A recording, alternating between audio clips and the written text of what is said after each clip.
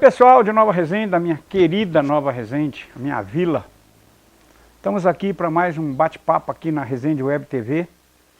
E a gente está convidando pessoas que fazem diferença na sociedade, que têm atividade que a sociedade precisa para a gente compreender melhor o mundo, evoluir, ser melhor, né?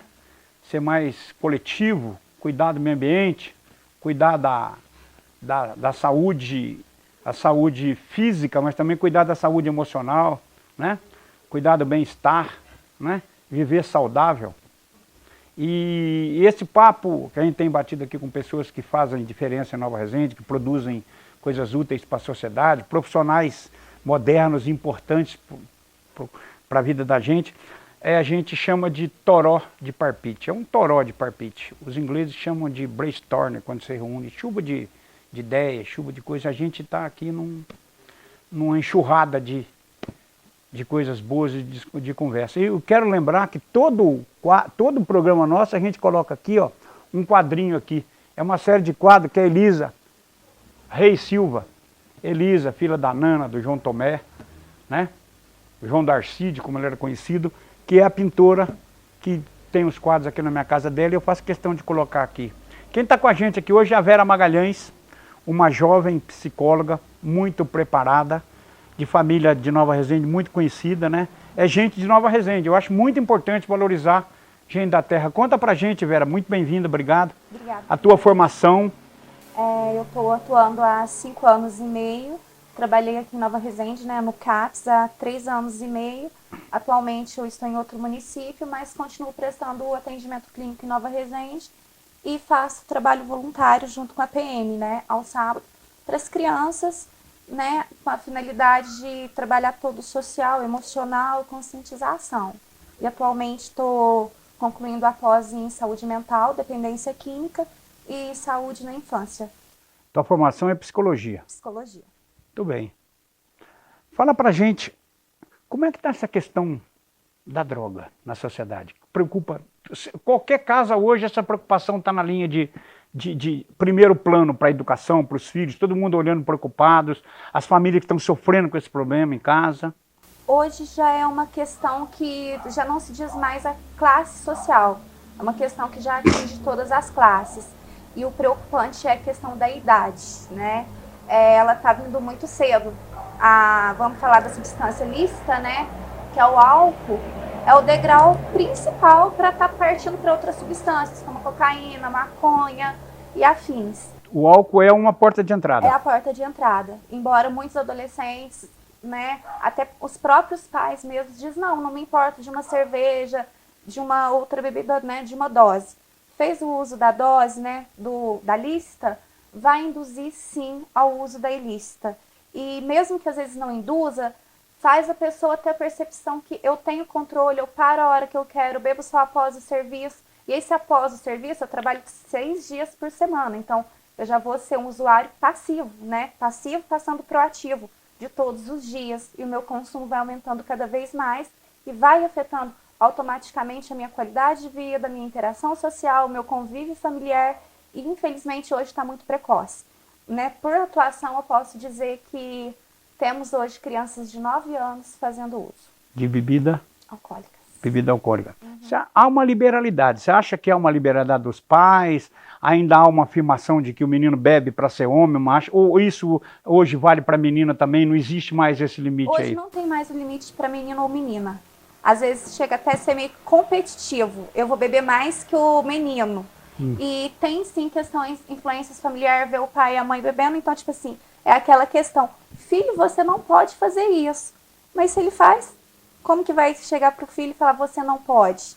Então vem a questão de casa, vem a questão da psicoeducação e vem, né, naquela questão, tipo assim, para se provar autossuficiente. Principalmente das crianças retraídas, tímidas, que eu não consigo, então se eu tomar um pouquinho eu vou, né, me potencializar. Vou me soltar. Isso. Só que aí depois que bebeu, tá sob o efeito da bebida, aí diz, eu fiz porque eu não tinha consciência, eu estava bêbado. Não. Tudo que você faz sob o efeito da bebida são as suas contenções, suas limitações que sobre o não faria. É o subconsciente que manifesta. Sim. Não existe, né? Não. Você não pode responder. É a mesma pessoa que está fazendo, é É isso? a mesma pessoa e ela está totalmente consciente. Só que um consciente não tão consciente, Sei, né? sei. Aqui tem uma tensão, você acha que existe uma política pública aqui pensando nisso, tratando disso, ou se tem sido deixado mais para pai e mãe segurar essa peteca aí, essa barra pesada? Olha, tem, mas poderia ser mais firme. Sei. Poderia ser mais firme e, claro, com os pais também. Não é simplesmente jogar para as instituições, né? Quando eu falo instituições, seria CRAS, CAPS, escolas e afins. É do pai também a obrigação. Estar presente, olhar aquele filho, dar atenção, ter o diálogo. Não é só trabalho, não é só presente. A criança quer diálogo, quer conversa, quer orientação. Depois que já caiu, é difícil, sim, não impossível. Mas tem coisas que dá para ser evitada. Eu tenho uma tese que ter um filho é muita responsabilidade. As pessoas precisam pensar muito bem. E filho não é tua propriedade. Você está formando uma nova pessoa para o mundo. É um conjunto de valores, né?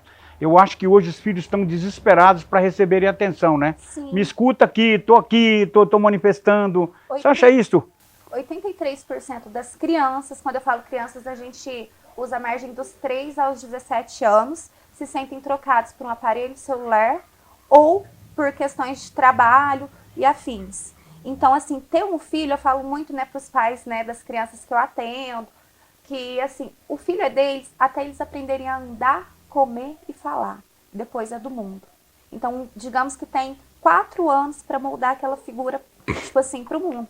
Passar valores culturais, né, que acredita, tá, né, construindo a questão do respeito por eles, porque depois o mundo vem, e vem com tudo, vem bombardeando. Então, se eu não olho para essa criança, né, até os 4 anos, se eu não cativo ela para mim, eu já deixo ela de lado, com 12 anos já vai ser um pouquinho tarde, né? É, o mundo se apropria, né? E a regra do mundo é outra. Totalmente outra. Totalmente. E não anda fácil. Não, não anda fácil. Não anda fácil. E assim, né, a gente falando em saúde, né? É os pais, a sociedade em si. Eles pensam, né, quando, tipo assim, a saúde mental é a última questão a ser vista, percebida. Porém, é a primeira, é a primordial no desenvolvimento humano. Então, aí só tá mal, só vou olhar para ele ou para mim mesma se eu tô vendo um corte. Se eu tô, tipo assim, no médico, dando um ponto, aí eu vou olhar para essa questão. Só que essas questões vão atribuindo. Eu só preciso de um tratamento se eu estiver realmente numa depressão profunda ou se já estiver na loucura, né? Como se diz no senso comum. Só que são pequenos fatores. Hoje em dia a gente se vê muito falar na síndrome de Burnout, que é, né, o acúmulo da sobrecarga de trabalho, movimentos repetitivos. Então vem a exaustão, vem a ansiedade, vem o desgaste emocional, a exaustão, frustração. E como lidar com isso? Eu chego em casa, eu não quero ter diálogo com a minha família. Seja com o pai ou com o filho. Para onde eu vou? Para um celular. E aí eu vou me isolando. Aí vai a questão, tipo assim, de princípios. Eles vão se perdendo mesmo. A digitalização, o mundo, a globalização, o processo da internet, as mídias sociais, eu costumo dizer que ela é um universo de conhecimento. Quer dizer, você tem a possibilidade de conhecer tudo ali, né?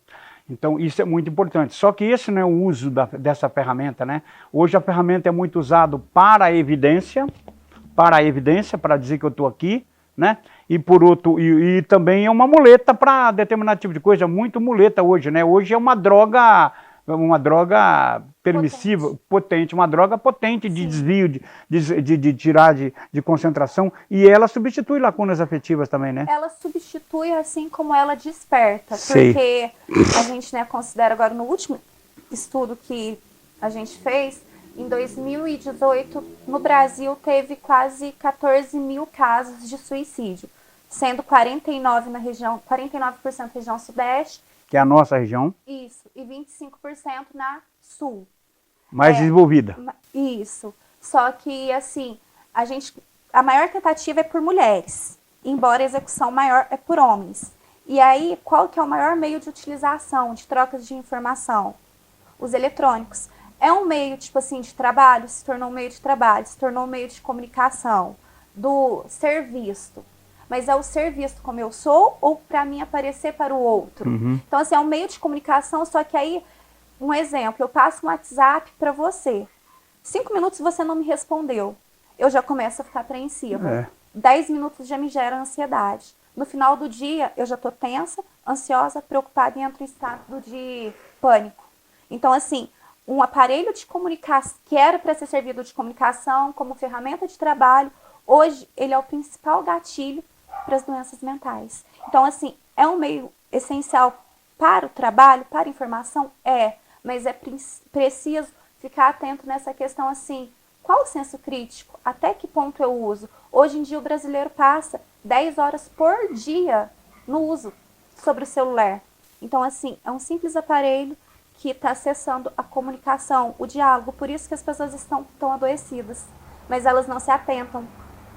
Eu tenho um raciocínio.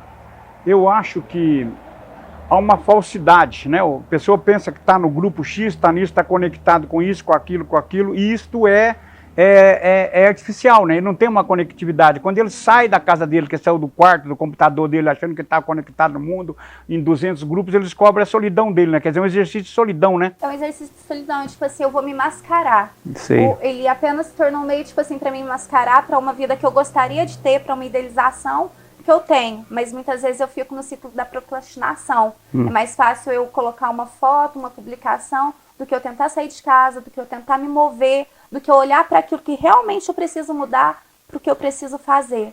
Então, né, aqui eu me fecho e crio as minhas ilusões.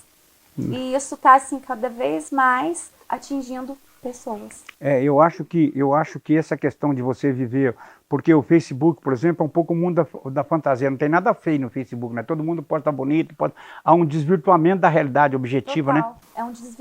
É um desvio que, assim, chega a criar padrões de alucinação mesmo. Eu chego a ser convicta daquilo que eu estou postando, que é fora da minha realidade. Os fake news provam isso, né? Totalmente. Então, assim, aí começa, vamos pensar nas crianças com 6 anos. Hoje, criança com 6 anos, elas já manuseiam o aparelho, né, melhor do que um adulto de 30 Perfeitamente. anos. Uma criança com 4 anos também manuseia e sabe jogar, mas ela não sabe o caminho de casa e nem amarrar o pedaço. Então, ele se tornou muito além. Não está tendo um controle até que ponto. E aí eu vou criando, né, uma ilusão, igual os jogos, que vai influenciando também a questão da mutilação, a questão da competitividade do suicídio. Isso, do exercício competitivo. Cria muita competição. Disputa. E aí a criança não sabe lidar com a frustração na vida adulta. E aí o que fazer com essas crianças? E aí a gente tem o índice de suicídio. O índice de suicídio, o índice do aumento, né, do uso tanto da substância lícita e ilícita, que aumentou. São as drogas. São as drogas, né? E o consumo Bebida, do álcool droga. também. Hoje a moda vamos falar criança ainda, né? Eles estão na pré-adolescência. Beber vodka e tirar gosto com corote de sabor. Sim. Então isso, assim, é uma coisa fácil acesso, tipo, pai dá R$2, R$3 lá, junta a turminha e eles vão. Então junta em torno de 12 adolescentes e, assim, qual que é a idealização deles? É isso, não é ler um livro, não é um trabalho. Ou se tem a pretensão de um trabalho, é para poder gastar no fim de semana com isso. E o melhor é celular. Aí você aceita no seu grupo. E hoje quer que a criança fica quieta, não enche mais o saco, não fica incomodando, dá o celular para ela fica calada, tá? Isso virou uma ótima muleta para pai que não sabe educar, para pai que não sabe resolver problema, deixa o menino com o joguinho ali e tá resolvida a história, né? Virou uma muleta e ao mesmo tempo uma preocupação, porque aí quando essas crianças com 1 ano e meio, quando começa a descobrir, né, o mundo, né, começa a andar e tudo, os pais vão dar o celular porque vai distrair, vai deixar eu arrumar a casa. A criança chega na escola, tá o pai na porta do consultório. Porque o meu filho é retraído, ele não fala, ele não presta atenção, ele é desatento. Será que ele tem autismo? Antigamente, sim, as crianças apenas nasciam com autismo. Hoje, tem uma margem de 23% de crianças que aderiram ao autismo devido ao aparelho eletrônico. Sim. E aí já não dá para reverter, como quando já é, né, hereditário, quando a criança já nasceu Sim. com autismo. Então, Sim. os pais, sem querer, por falta de informação, não sei, estão sim limitando suas crianças com o autismo. Você acha que hoje a gente tem políticas públicas para a questão, quer dizer, não há uma preocupação no conceito de educação nosso, de que a necessidade de cuidar da cabeça, quer dizer, a questão do analista, do psicanalista, do psicólogo, é um profissional que você tem que ter, como você tem um dentista, você tem um advogado, você tem profissionais que você usa regularmente. Quer dizer, esse cuidado com a cabeça também devia ter, já está passada a hora, você não acha isso? Já passou da hora, tanto que agora foi em agosto, né, que o Ministério aprovou o psicólogo na escola, Sim. mas nem todas vão aderir. Sim. Então, assim, não adianta também, né, a política pública, né, aderir isso e a própria pessoa ter esse preconceito, porque muitos têm, eu não vou no psicólogo, eu não vou no terapeuta porque eu não sou louco. Não é loucura, é qualidade de vida, é bem-estar, eu saber lidar com as frustrações, é eu me conhecer, é eu me preparar, né? Porque o mundo vem bombardeando as informações, a tecnologia, as frustrações. Mudança muito rápida. Constante. Então, assim, é um trabalho, sim, da política pública que é banalizado, ele não é visto como deveria ser, porque eu até falo, assim, a mente é tanto quanto o coração. É o que bombardeia mesmo, todo o corpo humano. Eu brinco, às vezes, no consultório ou, né, em clínica, eu falo, gente, não existe um pior inimigo do que sua mente. Ela te leva aos céus e te leva ao inferno. Porque você tá bem, e se você não olhar para essa questão, começar, né, ver, falar sobre, se fechar, porque a gente vai se limitando. Ela te afunda. E aí, então, cadê as políticas por o psiquiatra, o psicólogo? Não é todas as instituições que têm. Não é todos os municípios. Eles nem priorizam isso, né? Não prioriza. E teve uma defasagem agora, até 2020, que teve um corte bem significativo. É, ainda é pior. Como é que é você, uma família que está vivendo com um filho drogado, quer dizer, isto, a visão do inferno, a visão das dificuldades, como é que é tratar disso? O que se fala para uma mãe, para um pai, né? São as lacunas afetivas, são os descuidos, quais são, o que faz com isso? Como é que a psicologia está tratando dessa questão? Então, primeiro a gente faz um mapeamento, diagnóstico? Né? Não, um mapeamento, tipo assim mesmo, da pessoa, a história, né, de vida, a gente tenta ouvir a família, às vezes a gente tenta ficar ali um período só mesmo com o usuário, porque senão desfragmenta a confiança que ele tem com a gente. E aí a gente vai tentando, tipo assim, ressignificando a questão que ele traz. Por exemplo, um que eu, né, já atendi era a questão dele, tipo assim, um sentimento de ser inferior. De ser inferior aos irmãos, de ser inferior quanto à sociedade, de ser excluído. Então a gente começa a ressignificar ele, começa a tentar, né, uma ressignificação na família, ouvir a família também, né, fazer a psicoeducação, como, né, tratar. A reação ao ambiente que ele vive. Isso, reação ao ambiente, porque a sociedade ainda vê como o nóia, o delinquente, o vagabundo, não sei o quê. Mas se ele se tornou isso, faltou orientação em casa. Como é que era a expressão que eles usam em Nova Resende? É o que mesmo quando o cara mexe com droga? Tem uma expressão? É o tranqueira. Então, assim, se ele se tornou isso, ele teve algum motivo. Ele teve algum motivo que levou a isso. Então, é muito fácil eu julgar, mas não cabe a mim julgar.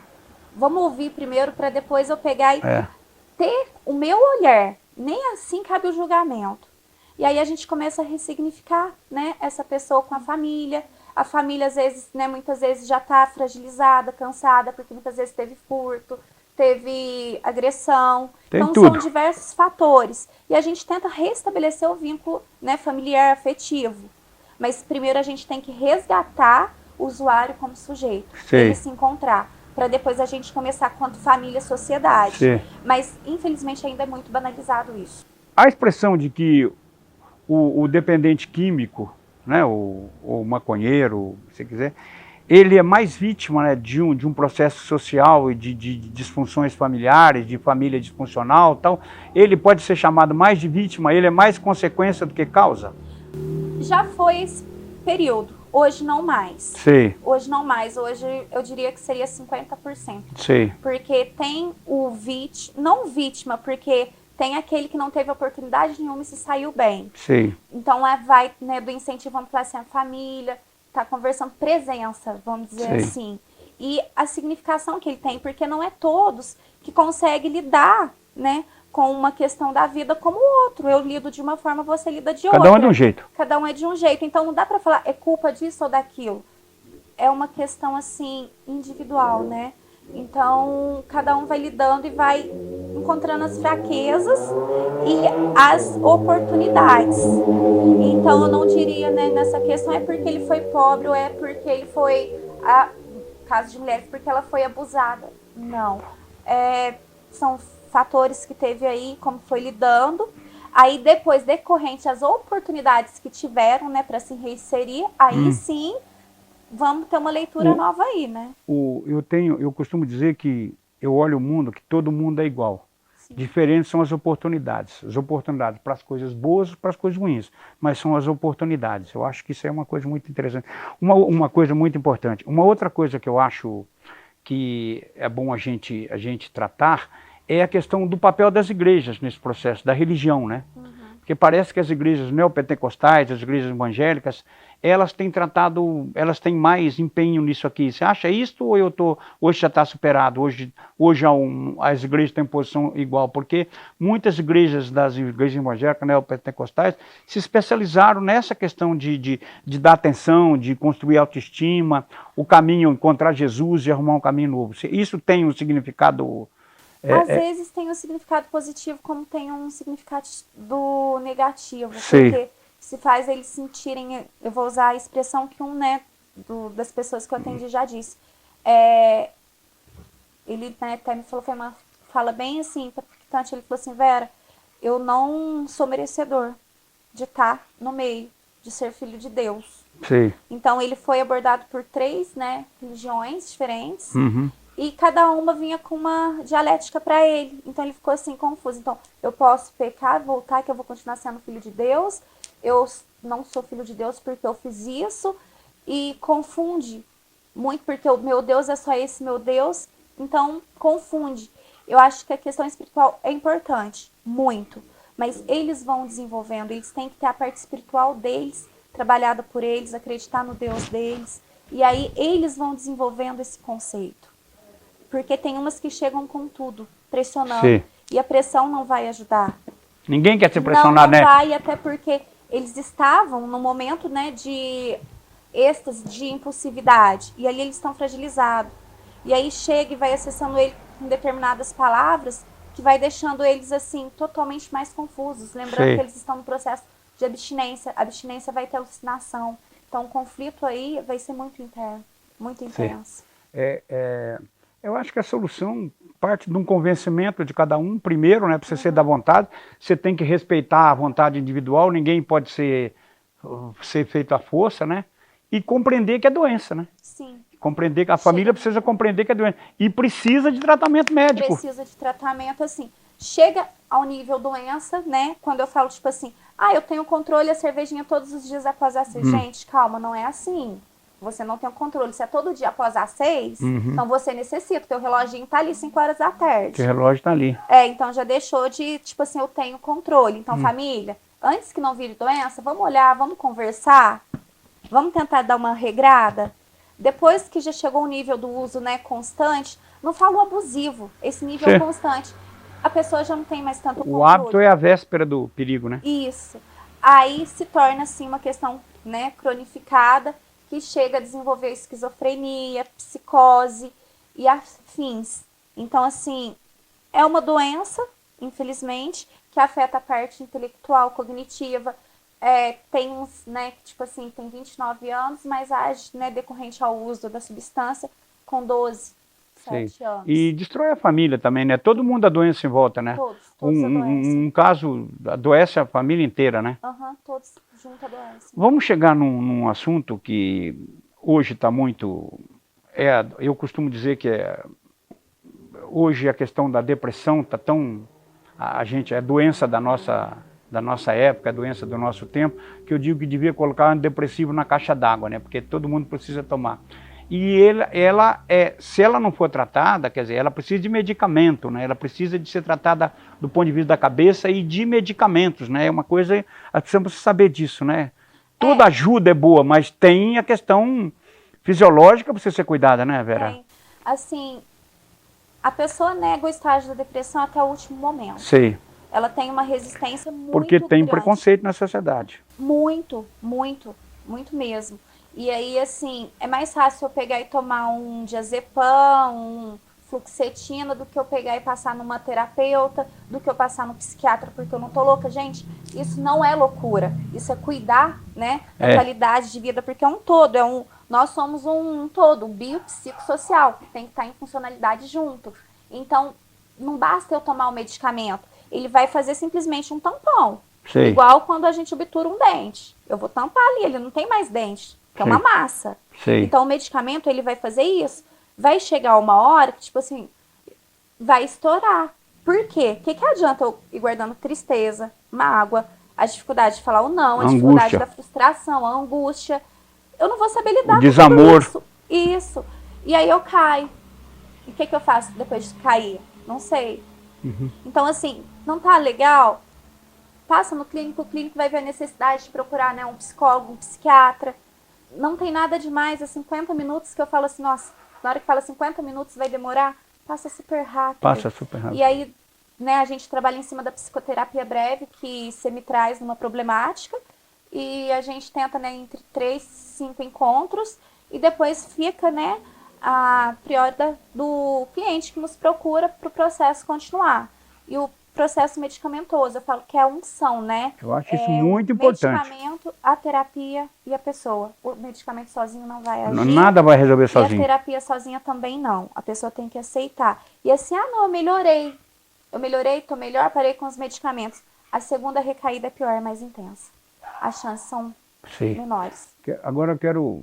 A gente vai tratar de um assunto agora, quem está nos vendo, quer dizer, pai, mãe, pessoas responsáveis por outro, pai, mãe, qualquer relação que você tenha com alguém, é a questão, quais são os sinais, claro, qual que é a véspera do suicídio? Então, assim, hoje é muito relativo, porque hoje entra também o quadro da mutilação. Antes da mutilação poderia ser vista, tipo assim, eu quero, mãe, tô aqui, pai, tô aqui, coleguinha, tô aqui.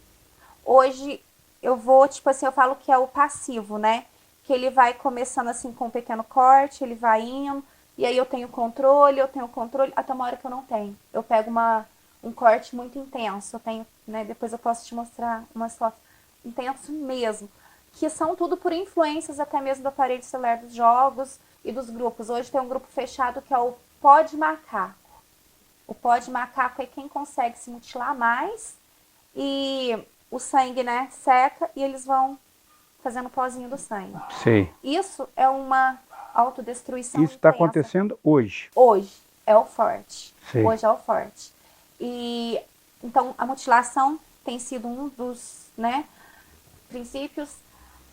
Aquela fala, né, simples, eu vou me matar. Não. Quando a pessoa que está próxima de você, não tá, as coisas não estão indo bem, não tá legal. Às vezes eu acho que não iria fazer tanta falta. Começa a te passar algumas orientações sobre... São os sinais. São os sinais. Tá mandando recado. Tá mandando recado. Escuta, pai. Escuta, mãe. Tem recado nisso aí. Você não me dá atenção. Você não conversa. Aí, até esses dias, teve uma criança que chegou pro atendimento e me disse que o pai chegou com um jogo lá pra ele. Caro, né? Bem caro. Aí ele pegou e falou pra mim, assim, mas eu não quis. Você não quis? Porque não, porque eu falei pro meu pai que eu quero um abraço. Eu não quero um jogo. Porque dói aqui no peito e dói muito e machuca. Aí eu não quero mais viver. A criança tem 9 anos. Já teve 2 tentativas de suicídio. Então, assim, o afeto, ele não se compra, ele se dá. A atenção também. O aparelho digital é muito bom? Mas não tem nada como o contato afetivo, o olho a olho. 5 minutos no quarto com o filho, na mesa, gente, pode salvar uma vida. Então, a criança começou a ficar meio revoltada. Porque não gosta mais de mim. Mas como que ela vai, né, demonstrar sentimentos se ela não recebe ser acolhida? E para o adulto também vem exaustão, tô cansada. Sem paciência. Sem paciência, irritado. Leva lá, faz isto. Sim. Uma transferência. Uma transferência constante, evitação do contato social, evitação de coisas banais que fazia no dia a dia. Agora aquele que fica o tempo todo, eu vou me matar, eu vou me matar, eu vou me matar. Eu falo que esse, uma hora, o anjo dele vira as costas. Porque, tipo, vai tentando meio que pra chamar atenção. Uma hora acaba acontecendo sem ele querer. E agora já esses, né, que você vai notando a diferença no comportamento, ou falar, às vezes, eu tô cansada disso, nada dá certo.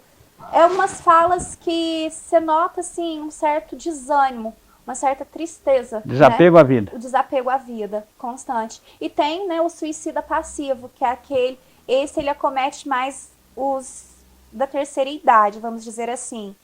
Fez o servicinho de casa, vai, fica deitado, não tem preocupação em comer, em se alimentar, então, né, o banho só que a gente diz. Esses também, porque vai causando a desnutrição, os exames, né, a É um parte suicídio fisiológica, gradual. Esse também tem aumentado. Esse, se eu não me engano, em 2018 foi 6%. E aí, desses 6%, né, foi significativo para um ano. Daquele número que eu, né, relatei, 6% da população do muito Brasil, significativo. Em relação ao Sudeste e Sul, Sei. que é o que nós fizemos levantamento. Sei. E daquela questão, né, dos 49%, né, da região Sudeste, onde nós estamos, 15% são suicídios por substâncias, né, lícitas e ilícitas, e o restante são por enforcamento. Sei. E ela está falando que do presente, que o menino, o pai levou um presente super bonito, o menino não queria o presente, queria um cafeto, queria um carinho. Tem uma frase que eu aprendi na minha vida, que o melhor lugar do mundo é dentro de um abraço. Não existe lugar mais confortável, mais gostoso, do que dentro de um abraço afetivo. Um abraço, sabe, de amor. Acho que a gente precisa prestar a gente precisa tocar mais as pessoas, prestar mais atenção nisso. E esse abraço não vem só de criança, é pro adulto também. Principalmente. Aquele adulto, né, que tá ali com você todos os dias, não basta você falar assim, ah, te amo, quero o seu bem. Às vezes eu vou chegar, eu vou olhar, eu vou ver que você tá meio apático. Vem cá, me dá um abraço, que seja, ah, mas eu sou sistemático, ele também é. Gente, um abraço, um olhar, eu vou colher. E ali pode ser oportunidade para a pessoa começar a falar coisas que está incomodando. Tem que abrir. E se abrir. Ou então simplesmente dar o espaço para assim, me ajuda a procurar uma ajuda, né? Esse ano a gente já teve, vamos falar nesses 2 municípios, né, que eu tô tendo contato, quase 12 números de suicídio. Hoje teve uma que cometeu suicídio. Aqui em Nova Resende? Juruáia. Juruáia. Está acontecendo. Sabe, estudante de medicina, quer dizer. 20 anos. 20 anos. Então, eu acho que a gente tem que ter atenção para isso.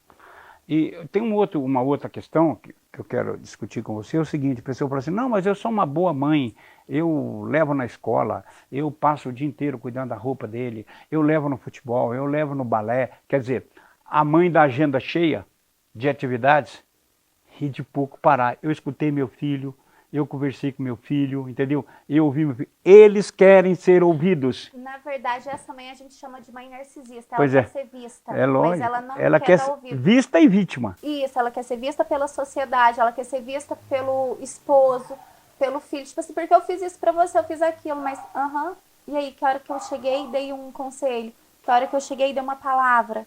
Claro. Cansa ser mãe, mas ela quis ser mãe, né? Então ela já sabia das responsabilidades. E ela já foi filha um dia. Já foi filha então, um dia. assim, é uma coisa que eu bato muito na tecla. Vocês não queixam que os pais, né, antigamente não tinha diálogo, que se tivesse tido diálogo, as informações que hoje tem, seria tudo mais fácil? Então hoje tem tudo isso. Então por que não usa isso para com seus filhos? Então... as pessoas... Eu acho que tem uma regra, limite e afeto. Afeto, carinho, o que está acontecendo? Quero ouvir você, quero conversar com você, vamos fazer alguma coisa junto, quer dizer... Agora, encher a agenda eu sinto muito. Isso é mostrar para os outros o que você está fazendo. Encher a agenda ilimitado não, né? Porque tem alguns pais que também, tipo assim, mas eu faço tudo, não nego nada. E não dá o não para criança. Eu dou o melhor para ele, não dá carinho. Que melhor que dê? Não dá carinho e não ensina que o mundo aqui fora tem frustração, tem não.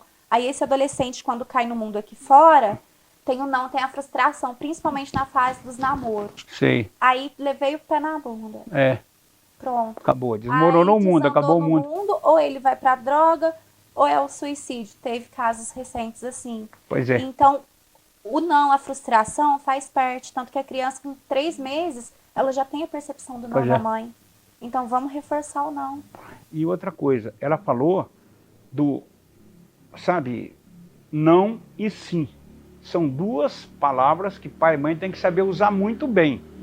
Não é também o pai liberal que deixa fazer tudo para livrar a responsabilidade. Isso também é problema. Quer dizer, a gente tem a responsabilidade de criar pessoas para o mundo. Pai e mãe, seja lá quem for o pai, seja lá quem for a mãe, né? Se no contexto social está cumprindo o papel de pai e de mãe, tem responsabilidade de formar gente para o mundo. Não está formando gente, filho para gente, para propriedade da gente, entendeu? E parar com a glamorização também, entendeu? O filho da gente é o melhor do mundo, historinha, fez isso, fez aquilo, né? A gente precisa ter responsabilidade na formação de gente. Não é isso, Exatamente. doutora Vera? E assim, uma coisa que tem muito, porque eu queria ter feito isso, se eu tivesse as oportunidades que você teve, eu faria. Você teve seu tempo, teve sua oportunidade, o seu filho não é você. Ele vai ter os princípios, ele vai se tornar alguém em base do que você passar. Mas ele não vai se tornar o que você queria ter feito. Eu queria ter feito medicina, você está tendo a oportunidade, não faz. Mas ele não é você. E tem essa autocobrança muito grande hoje em dia dos pais. Porque você vai fazer isso, vai fazer aquilo. Não dita. Ele não dita, ele orienta. Sim. Pai orienta. Eu falo para todos, eu falo assim, não é fácil. Eu não sou, né, mãe, mas eu tenho convívio com crianças, tenho sobrinhos. Eu falo assim, eu sei que não é fácil. Não vem um manual de instruções, mas é errando que a gente aprende. Não vem manual de instrução, Então, não. assim, é mais fácil, mais cômodo eu não tentar errar, não tentar fazer com que aquela criança se torne um adulto responsável, né? Com caráter. Ou eu tentar e ter um orgulho. E ter, né, um adulto brilhante futuramente. Que apesar, né, das frustrações, das lutas, lá na frente vai se tornar um alguém. É, a gente tem que construir relações afetivas, não tem que ter vergonha de ter afeto, de gostar, de amar, de respeitar, entendeu? E acho que a gente precisa prestar atenção para isso. Eu, no meu fraco modo de entender, como diria meu avô Totonho, eu acho que o mundo melhorou. O mundo melhorou. Agora, as pessoas pioraram, quer dizer, hoje a gente está perdendo as oportunidades, quer dizer, sabe, a gente tem que prestar atenção. Eu acho que é muito importante escutar, gente. A gente precisa escutar os filhos da gente. Precisa escutar, a gente precisa aprender a ouvir, entendeu?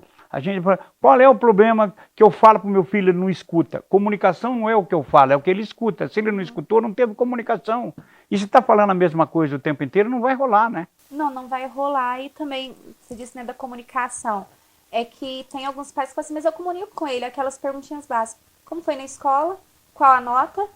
Como foi o dia? São medidores, né? É, tipo assim, não é só essa didática, o diálogo família. Tem, né, várias outras coisas.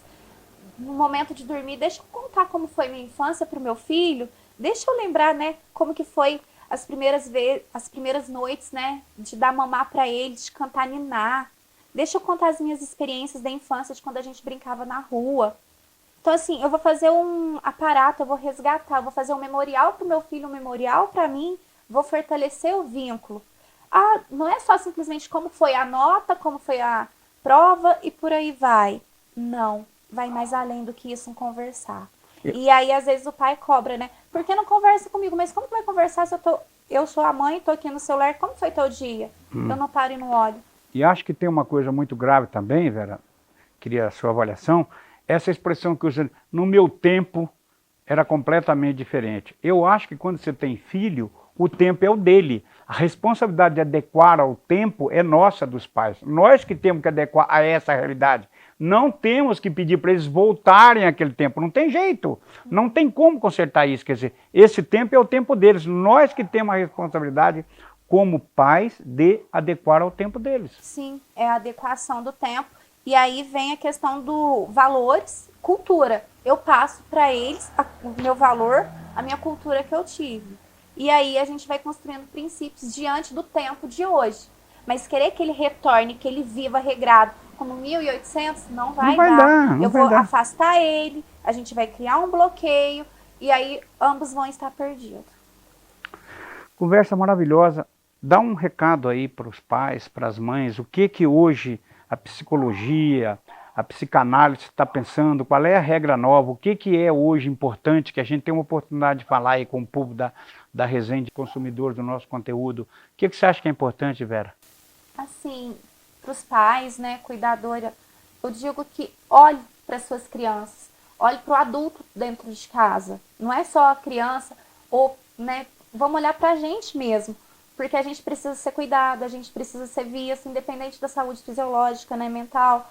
Vamos desapegar um pouquinho, né, do celular, vamos desapegar um pouquinho das coisas materiais, de modo geral, né? Da vida corrida. Vamos cuidar um pouquinho, vamos nos conhecer, porque decorrente, né, ao ritmo de vida hoje, a gente não se conhece. O processo de se conhecer, ele é contínuo, mas ele é prazeroso.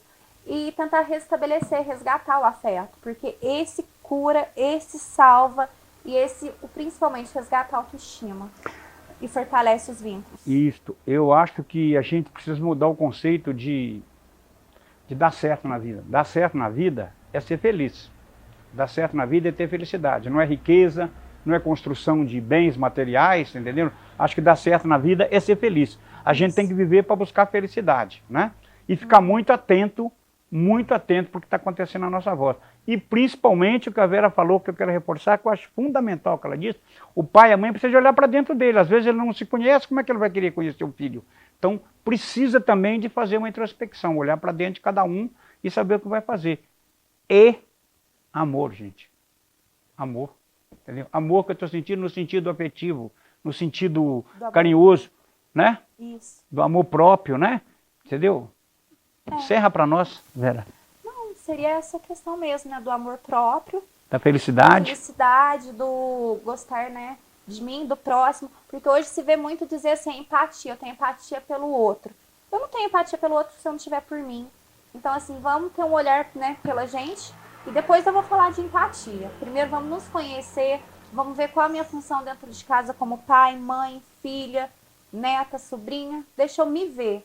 E depois eu vou começar, né, a me movimentar. E sejam mais atentos com as suas crianças. Seus adolescentes. Adolescentes, seus jovens, filhos adultos, todo seus mundo. idosos, com todos. Vamos olhar para os outros. Isso. Parar de olhar só para a gente. Conheci muita gente muito rica, muito importante, muito infeliz. Muito infeliz. Convivi com muita gente. A busca da felicidade é a coisa mais importante. Muito obrigado. Eu que agradeço pelo convite. Foi um prazer. Igualmente. Obrigado.